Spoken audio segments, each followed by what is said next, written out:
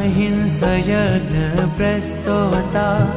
साकार ब्रह्मवर्णनः स्वामिनारायणः स्वामी कालदोषनिवारकः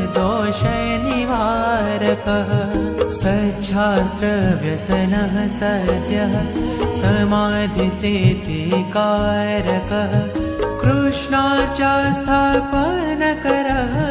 कौलद्वीटकलितारकः